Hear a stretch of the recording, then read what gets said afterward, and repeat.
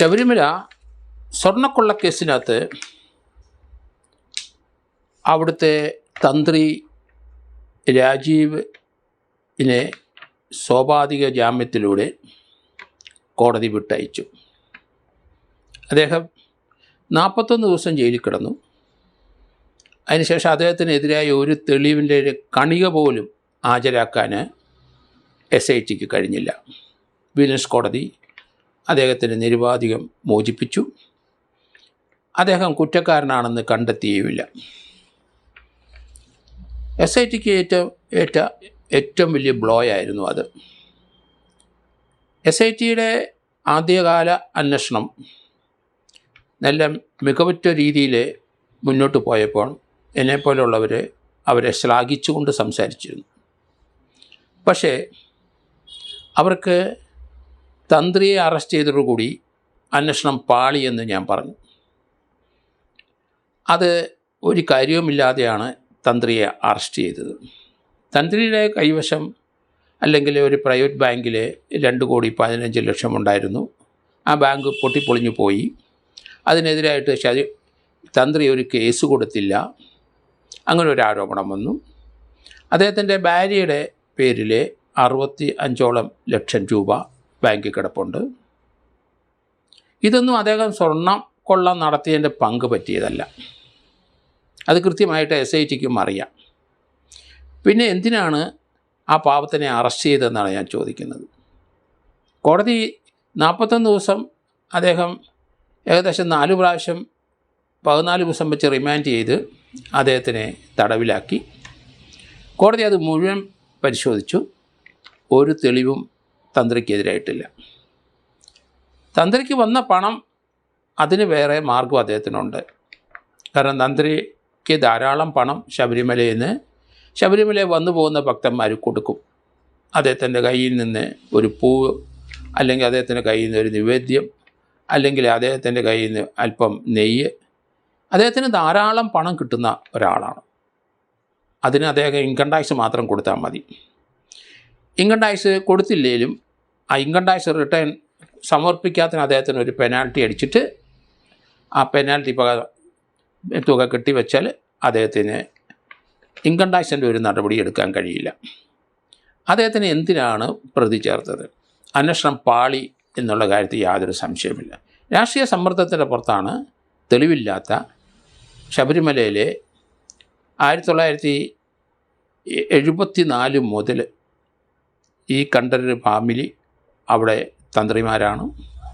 അവർക്ക് ധാരാളം പണം ലഭിക്കും. അതവിടെ സ്വർണ്ണക്കൊള്ള നടത്തിയിട്ട് അതിൻ്റെ ഒരു ഷെയർ വാങ്ങേണ്ട ഒരു ആവശ്യം അദ്ദേഹത്തിനില്ല. അത് പ്രാഥമികമായി നമുക്കറിയാം. അദ്ദേഹത്തിന് വരുമാനം വളരെ കൂടുതലാണ്. ലക്ഷക്കണക്കിന് രൂപ ഓരോ മാസവും അദ്ദേഹത്തിന് ലഭിക്കും. ശബരിമലയിലെ ദക്ഷിണേന്ത്യയിൽ വരുന്ന ഭക്തന്മാരെല്ലാം അദ്ദേഹത്തിന് നേരിട്ട് കൊടുക്കുന്നതാണ്. അത് നമുക്ക് തടയാൻ പറ്റില്ല. ആ ആനുകൂല്യം അദ്ദേഹത്തിന് ലഭിക്കും. ആ മനുഷ്യനെയാണ് സ്വർണ്ണക്കൊള്ള കേസിനകത്ത് പ്രതിയാക്കിയത്. SITയുടെ അന്വേഷണ ഉദ്യോഗസ്ഥന്മാരെ അടിയന്തരമായിട്ട് മാറ്റേണ്ടി വരും. അത് CBIക്ക് ഇനി കേസ് കൊടുക്കുന്നതായിരിക്കും ഉചിതമെന്ന് ഞാൻ കരുതുന്നു. അല്ലെങ്കിൽ പുതിയ അന്വേഷണ ടീം വരണം.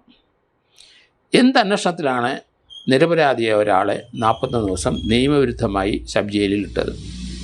അറസ്റ്റ് ചെയ്ത ഏത് ഉദ്യോഗസ്ഥനായാലും ശരി, ആ ഉദ്യോഗസ്ഥനെതിരായിട്ട് കേസെടുക്കേണ്ടി വരും. ഇല്ലീഗൽ ഡീറ്റൻഷനാണ്, നിയമവിരുദ്ധമായ ഡീറ്റൻഷനാണ്. ശബരിമലയിലെ അവിടെ ശാസ്താവിൻ്റെ അവിടെ സൂക്ഷിച്ചിരിക്കുന്ന സർവ്വ വസ്തുക്കളും സ്വർണ്ണവും ഉൾപ്പെടെയുള്ളവരും അത് സംരക്ഷിക്കേണ്ട ചുമതലയാണ് ദേവസ്വം ബോർഡ് പ്രസിഡൻറ്റും ദേവസ്വം ബോർഡ് അംഗങ്ങൾക്കും ദേവസ്വം ബോർഡിലെ സ്റ്റാഫിനും. അല്ലാതെ അവർക്ക് വേറൊരു ജോലിയില്ല അവിടെ. ശബരിമല വരുന്ന പണം അത് കൃത്യമായ കണക്കുണ്ടാക്കി അത് ദേവസ്വത്തിൽ അടയ്ക്കുക. കേരളത്തിലെ 1250ഓളം ക്ഷേത്രങ്ങളിലെ ജീവനക്കാർക്ക് ശമ്പളം കൊടുക്കുന്ന ഈ പണം കൊണ്ടാണ്. കാരണം പല ക്ഷേത്രങ്ങളിലും വലിയ വരുമാനമൊന്നുമില്ല. 4-5 ജീവനക്കാരുണ്ട് പല ക്ഷേത്രത്തിലും. ഈ തന്ത്രിയെ എന്തിനാണ് പിന്നെ അറസ്റ്റ് ചെയ്തത്? അറസ്റ്റ് ദുരുദ്ദേശം തന്നെ, രാഷ്ട്രീയ പ്രേരിതം തന്നെ, മാറ്റമില്ല കാര്യത്തിൽ.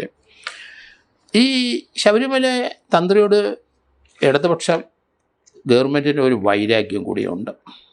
കാരണം ശബരിമലയിലെ സ്ത്രീകളെ അവിടെ ചെറുപ്പക്കാരായ അല്ലെങ്കിൽ പ്രായപൂർത്തിയാകാത്ത കുട്ടികളെയും സ്ത്രീകളെയും പ്രായപൂർത്തി കഴിഞ്ഞ പ്രായമായ സ്ത്രീകളെയും പ്രവേശിപ്പിക്കുന്നതിന് തടസ്സമില്ല.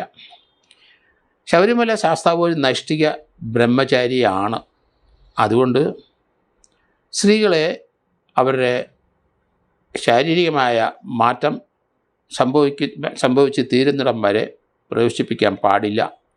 കാരണം അത് നൈഷ്ഠിക ബ്രഹ്മചാരിയാണ്, ഒരാചാരമാണ് അത്. അതിനകത്ത് ഒരു ഓർഡർ സുപ്രീം കോടതി ഇറക്കി, 3 അംഗ ബെഞ്ച്. അത് ഭരണഘടനയിലെ പുരുഷന്മാർക്കും സ്ത്രീകൾക്കും എല്ലാം തുല്യ അവകാശമാണ് ഇന്ത്യയിൽ. അത് വെച്ചിട്ടാണ് 3 അംഗ ഭരണഘടനാ ബെഞ്ച് ശബരിമലയെ സ്ത്രീകൾ പ്രവേശിക്കുന്നതിന് തടസ്സമില്ല എന്ന്. ആ ഓർഡറിൻ്റെ ബലത്തിൽ ശബരിമലയെ സ്ത്രീകളെ കയറ്റാനായിട്ട് ഇടതുപക്ഷ ഗവൺമെൻറ് ശ്രമിച്ചു. അത് ഭക്തജനങ്ങളും ശബരിമല വരുന്നവരും തടഞ്ഞു. ലോ ആൻഡ് ഓർഡർ പ്രശ്നം ധാരാളം ഉണ്ടായി. അങ്ങനെ സ്ത്രീകളെ പ്രവേശിച്ചു കഴിഞ്ഞാൽ ശബരിമലയിലെ ഏറ്റവും വലിയ തന്ത്രിയായ അദ്ദേഹം എന്ത് ചെയ്യും എന്നുള്ള ചർച്ചകൾ അന്ന് സജീവമായിരുന്നു. അദ്ദേഹത്തിന് ഒരു തന്ത്രി എന്ന നിലയിൽ അപ്പുറത്തേക്ക് അഡ്മിനിസ്ട്രേഷനായിട്ടുള്ള കാര്യത്തിൽ അദ്ദേഹത്തിന് കൈകടത്താൻ കഴിയില്ല. അത് ദേവസ്വം ബോർഡ് പ്രസിഡൻറ്റും അവിടുത്തെ മെമ്പർമാരുമാണ് ചെയ്യുന്നത്. അതിൽ അദ്ദേഹത്തിന് യാതൊരു റോളുമില്ല. അദ്ദേഹത്തിന് ഈ നൈഷ്ഠിക ബ്രഹ്മചാരിയെ അവിടെ പൂജ നടത്താനും അവിടുത്തെ ശബരിമലയിലെ ദേവസ്വം പ്രശ്നങ്ങളൊക്കെ വെച്ച് അദ്ദേഹം ചില കാര്യങ്ങൾ തീരുമാനമെടുക്കാനൊക്കെയുള്ള അധികാരമാണ്. ആത്മീയമായ കാര്യങ്ങളിലാണ് അദ്ദേഹത്തിൻ്റെ ഊന്നൽ. ആത്മീയമായ നിഷ്ഠ അവിടെ ഉണ്ടാകണം. അതോടൊപ്പം തന്നെ ശബരിമലയിലെ ദൈവേച്ഛ എന്താണെന്ന് അറിയാനായിട്ടുള്ള അദ്ദേഹത്തിൻ്റെ ശ്രമവും അത് ദേവസ്വം ബോർഡ് പ്രസിഡൻറ്റിനെയും മറ്റൊരു അറിയിക്കുകയും അതനുസരിച്ച് കാര്യങ്ങൾ നീങ്ങുകയാണ് അദ്ദേഹത്തിൻ്റെ ജോലി. അദ്ദേഹത്തിനെ ഈ കേസിനകത്ത് അറസ്റ്റ് ചെയ്തപ്പോഴാണ് അദ്ദേഹത്തിനോട് ഇടതുപക്ഷ ഗവൺമെൻറ് മുൻ വൈരാഗ്യം എന്താണെന്ന് അദ്ദേഹം തുറന്നു പറഞ്ഞു. ശബരിമലയെ സ്ത്രീകളെ പ്രവേശിപ്പിക്കാൻ 3 അംഗ ഭരണഘടനാ ബെഞ്ചിൻ്റെ ഉത്തരവുണ്ടായപ്പം അങ്ങനെ സ്ത്രീകൾ അവിടെ നൈഷ്ഠിക ബ്രഹ്മചാരിയുടെ അടുത്ത് വന്നാൽ എന്ത് ചെയ്യണം എന്ന് അദ്ദേഹത്തിന് ഒരു വിദഗ്ധ ഉപദേശം അദ്ദേഹം തേടി. ഗവർണറായിരുന്ന അഡ്വക്കേറ്റ് ശ്രീധരൻപിള്ളയായിട്ട് അദ്ദേഹം സംസാരിച്ചു. അദ്ദേഹത്തിന് അഡ്മിനിസ്ട്രേഷൻ കാര്യങ്ങളിലൊന്നും ഈ തന്ത്രിക്ക് റോളില്ല എങ്കിലും അവിടുത്തെ പൂജയുടെ കാര്യങ്ങളിലും അങ്ങനത്തെ ഉള്ള കാര്യത്തിൽ അദ്ദേഹത്തിന് അധികാരമുണ്ട്. അതുകൊണ്ട് നൈഷ്ഠിക ബ്രഹ്മചാര്യത്തിന് എതിരായി നീങ്ങുന്ന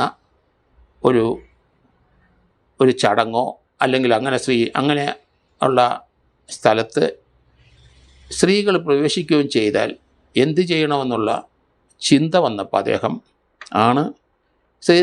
പ്രശസ്തനായ അഡ്വക്കേറ്റ് ശ്രീധരൻപിള്ളയുടെ ഒപ്പീനിയൻ വാങ്ങിച്ചത്. അദ്ദേഹത്തിന് തീർച്ചയായിട്ടും നടയടച്ചു പോകുന്നതിന് തടസ്സമില്ല എന്ന ഒപ്പീനിയൻ കിട്ടി. ആ ഒപ്പീനിയൻ അദ്ദേഹം നടപ്പാക്കാൻ ശ്രമിച്ചു. നടയടയ്ക്കും, സ്ത്രീകൾ ശബരിമലയിൽ പ്രവേശിച്ച നടയടയ്ക്കുമെന്ന് തന്ത്രി പറഞ്ഞതോടുകൂടി പോലീസ് ഉദ്യോഗസ്ഥന്മാരെല്ലാം സ്ത്രീകളെ കയറി അവരെ പിന്തിരിപ്പിച്ച് ഓടിച്ചതൊക്കെ നമ്മൾ കണ്ടു.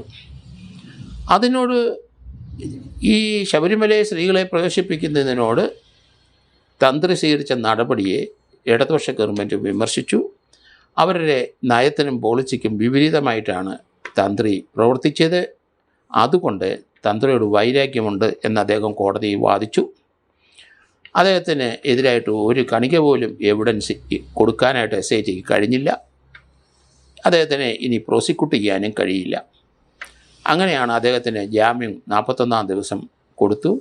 60 ദിവസം ഇങ്ങനത്തെയുള്ള ഒഫൻസുകളൊക്കെ അദ്ദേഹം പങ്കുണ്ടെങ്കിൽ 60 ദിവസമോ അല്ലെങ്കിൽ 90 ദിവസമോ വരെ റിമാൻഡിൽ വെക്കാവുന്ന അധികാരം കോടതിക്കുണ്ട്. പക്ഷേ ഇദ്ദേഹത്തിനെതിരായിട്ട് ഒരു എവിഡൻസും ഇല്ലാതെ വന്നപ്പം കോടതി അദ്ദേഹത്തിന് ജാമ്യം കൊടുക്കുകയും ചെയ്തു. 41-ാം ദിവസം ജാമ്യം കൊടുക്കുകയും ചെയ്തു. അദ്ദേഹത്തിനെതിരായിട്ടുള്ള എന്താണ് എവിഡൻസ് എന്ന് ചോദിച്ചതിന് ഉത്തരം പറയാൻ SITക്ക് കഴിഞ്ഞില്ല. അദ്ദേഹം അത് രേഖപ്പെടുത്തുകയും ചെയ്തു. അതുകൊണ്ട് ഇനി ഈ തന്ത്രിയെ പ്രോസിക്യൂട്ട് ചെയ്യാനോ ഈ കേസിന് ഒരു അപ്പീൽ കൊടുത്തിട്ട് എന്തെങ്കിലും നടപടി ഉണ്ടാകാനോ സാധ്യതയില്ലാതെയായിട്ട് ആ അധ്യായം അടഞ്ഞു. യഥാർത്ഥത്തിൽ എന്താണ് SITക്ക് സംഭവിച്ചത്? SIT ഇങ്ങനെയുള്ളൊരു മണ്ടത്തരം കാണിക്കുമെന്ന് നമ്മളും വിചാരിച്ചില്ല. തന്ത്രിയെ അറസ്റ്റ് ചെയ്തപ്പോൾ എന്നെപ്പോലുള്ളവർ പറഞ്ഞ് അറസ്റ്റ് അത്ര സുഖകരമായിരുന്നില്ല. അത് വേണമെങ്കിൽ തന്നെ കേസിൻ്റെ അന്വേഷണം പൂർത്തിയാക്കുന്ന സന്ദർഭത്തിൽ ആവശ്യമുണ്ടെങ്കിൽ ചെയ്യായിരുന്നു. കുറേ ഹേസ്റ്റി ആയിട്ട് അവിവേകത്തോടു കൂടിയുള്ള ഒരു അറസ്റ്റായിപ്പോയി. അത് ആരെ സംരക്ഷിക്കാനോ ആണ് ആ പ്രവൃത്തി ചെയ്തെന്ന് ഇപ്പം വ്യക്തമായി. ശബരിമലയെ സംബന്ധിച്ചിടത്തോളം അവിടെയുള്ള ദേവസ്വം ബോർഡ് പ്രസിഡൻറ്റ്, അവിടുത്തെ അംഗങ്ങൾ, അവിടുത്തെ എംപ്ലോയീസ്, ദേവസ്വം ബോർഡ് മന്ത്രി, ഇവരുടെ ചുമതല ശബരിമലയുടെ സംരക്ഷണമാണ്, പ്രൊട്ടക്ഷനാണ്. അവിടുത്തെ വരുമാനം കൃത്യമായി അക്കൗണ്ട് ചെയ്ത് അത് വിനിയോഗിക്കണം, അത് ചെലവേണ്ട എങ്ങനെയാണെന്ന് ഒക്കെ കൃത്യമായ ചില നിർദ്ദേശങ്ങളും ഇൻസ്ട്രക്ഷൻസും ശബരിമലയിലുണ്ട്. അതനുസരിച്ച് പ്രവർത്തിക്കേണ്ട ജോലി മാത്രമാണ് ശബരിമലയിലെ ദേവസ്വം ബോർഡ് പ്രസിഡന്റ് അല്ലെങ്കിൽ വകുപ്പ് മന്ത്രിക്ക് ഉള്ളത്. അതിന് വിരുദ്ധമായി സ്വർണ്ണക്കൊള്ള നടത്തി അവിടുന്ന് സ്വർണം അടിച്ചു മാറ്റിയിട്ടുണ്ടെങ്കിൽ ഉത്തരവാദി അതിലെ വകുപ്പ് മന്ത്രി മുതൽ താഴോട്ട് തന്നെ, അതിന് യാതൊരു സംശയമില്ല. ശബരിമലയെ അവർ സംരക്ഷിക്കേണ്ട സ്വർണങ്ങൾ മുഴുവൻ കടത്തിക്കൊണ്ട് പോയ കാഴ്ച നമ്മൾ കണ്ടു. ആ കാഴ്ചയിൽ ഉൾപ്പെട്ട യഥാർത്ഥ പ്രതികളെ അറസ്റ്റ് ചെയ്യുന്നതിന് പകരം ഏകദേശം 16ഓളം ആൾക്കാരെ ഇതുവരെ അറസ്റ്റിലേക്ക് പ്രതിയാക്കി ചേർത്തിട്ടുണ്ട്. 11 പേരെ അറസ്റ്റ് ചെയ്തതായിട്ടും വന്നിട്ടുണ്ട്. യഥാർത്ഥത്തിൽ അങ്ങനെയുള്ള അറസ്റ്റ് തുടർച്ച ഉണ്ടായി. അത് അന്വേഷണം പൂർത്തിയാക്കുന്ന ജോലിയാണ് SITക്കുള്ളത്. പക്ഷേ പാളിപ്പോയി അന്വേഷണം. അതുകൊണ്ട് അടിയന്തരമായിട്ട് ഈ ടീമിനെ മാറ്റിയിട്ട് ഇത് CBIക്ക് കൊടുക്കുകയോ അല്ലെങ്കിൽ ദേവസ്വം ബോർഡ് ബെഞ്ച് പുതിയ ടീമിനെ കോൺസ്റ്റിറ്റ്യൂട്ട് ചെയ്യുകയോ ചെയ്യുന്നത് ഉത്തമമായിരിക്കും എന്നാണ് ഞാൻ കരുതുന്നത്. കാരണം അത് തന്ത്രിയുടെ അറസ്റ്റ് തന്നെ, ആ അറസ്റ്റോടു കൂടി തന്നെ ആ SIT ടീമിൻ്റെ ദുരുദ്ദേശം എന്താണെന്ന് കൃത്യമായി നമുക്ക് മനസ്സിലായി. അതുകൊണ്ട് ഇനി ഈ അന്വേഷണം മുന്നോട്ട് പോയാൽ അത് ഈ പറയുന്ന രീതിയിൽ ഒരു സിസ്റ്റമാറ്റിക്കായി സയൻറ്റിഫിക്കായ ഒരു യഥാർത്ഥ രീതിയിലുള്ള ഒരു അന്വേഷണമായിട്ട് കണക്കാക്കാൻ കഴിയില്ല. ഇതിന് ഇനിയും സമയങ്ങളെടുക്കും. കാരണം എങ്ങും എത്തിയിട്ടില്ല. എങ്ങനെ പോയാലും ശരി, നമുക്ക് തുടക്കത്തിലേ വയ്ക്കാം 44.8 44.5 കിലോ സ്വർണം അവിടുത്തെ വിജയമല്യ കൊണ്ടുവന്നു. ആ സ്വർണം ഇനി എത്രയുണ്ട്? സിമ്പിളായ കണക്കാണ്. എത്രയുണ്ടെന്ന് SIT പറയട്ടെ. കണ്ടുപിടിച്ചിട്ടുണ്ടോ? അത് ഉണ്ടെന്നുണ്ടെങ്കിൽ ബാക്കി സ്വർണം എവിടെ പോയി? റിക്കവർ ചെയ്യാൻ പറ്റുന്നുണ്ടോ? ചെയ്യാൻ സാധിക്കുമോ ആ സ്വർണം? ഇല്ലെങ്കിൽ ആ സ്വർണത്തിൻ്റെ പണമെങ്കിലും റിക്കവർ ചെയ്ത് ശബരിമലയുടെ സ്വത്ത് തിരിച്ചു പിടിക്കണം എന്നാണ് ഞാൻ പറയുന്നത്. അതുകൊണ്ട് ഇനിയുള്ള അറസ്റ്റിന് അമാന്തിക്കാതെ എത്രയും വേണ്ട അറസ്റ്റ് തീർത്ത് തൊണ്ടി മുതൽ കണ്ടെടുക്കുന്ന പ്രക്രിയയിലോട്ട് SIT അല്ലെങ്കിൽ പുതിയ SITയോ അല്ലെങ്കിൽ CBIയോ പോകണം. 6 മാസം കഴിഞ്ഞാലും അന്വേഷണം തീരില്ല എന്നുറപ്പായി. കാരണം അവിടുത്തെ മുതൽ എത്രയുണ്ടെന്നും അതിൽ എത്ര അടിച്ചുകൊണ്ട് പോയെന്നും മിച്ചം എത്രയുണ്ടെന്നും കണ്ടെത്താൻ ഇതുവരെ കഴിഞ്ഞിട്ടില്ല. അത് കണ്ടെത്താൻ ഇനിയും ശാസ്ത്രീയമായ അന്വേഷണം മുന്നോട്ട് പോകുമ്പോൾ 5-6 മാസം കൂടെ എടുക്കും. മിനിമം 6 മാസം കൂടെ എടുക്കും. അതുകൊണ്ട് ഇപ്പം തന്നെ ഏകദേശം 4-4.5 മാസമായി അന്വേഷണം. പറയുന്ന രീതിയിലുള്ള അന്വേഷണം മുന്നോട്ട് പോകില്ല. രാഷ്ട്രീയമായ പല സമ്മർദ്ദങ്ങളും SITയുടെ മേലിൽ വന്നുകൊണ്ടാണ് അന്വേഷണം വികലമായി പോയെന്നാണ് ഞാൻ കരുതുന്നത്. ഏതായാലും ഹൈക്കോടതി ഡിവിഷൻ ബെഞ്ചിൻ്റെ ഉത്തരവ് പ്രതീക്ഷിച്ചിരിക്കുകയാണ് എല്ലാവരും. കാരണം തന്ത്രിയുടെ അറസ്റ്റ് പാളിയെന്ന് പൊതുവെ സമൂഹത്തിന് മനസ്സിലായി, കോടതിക്കും മനസ്സിലായി, ജില്ലാ കോടതി അല്ലെങ്കിൽ വിജിലൻസ് കോടതിക്കും മനസ്സിലായി. SIT അതിന് ഇപ്പോൾ വാതുറക്കാതെ ഇരിക്കുകയാണ്. അവർക്ക് അതിന് പ്രതികരിക്കാനും കഴിയില്ല. പുതിയ എവിഡൻസ് ഉണ്ടെന്നും പറയാനും കഴിയില്ല. ഒരു അപ്പീലിനുള്ള സ്കോപ്പും നശിച്ചുപോയി എന്നാണ് ഞാൻ കരുതുന്നത്. അതുകൊണ്ട് ഈ കേസിൻ്റെ തുടർച്ചയായ അന്വേഷണം മറ്റൊരു ടീമിനെ ഏൽപ്പിക്കുന്നത് ഉചിതമായിരിക്കും എന്ന് ഞാൻ കരുതുന്നു.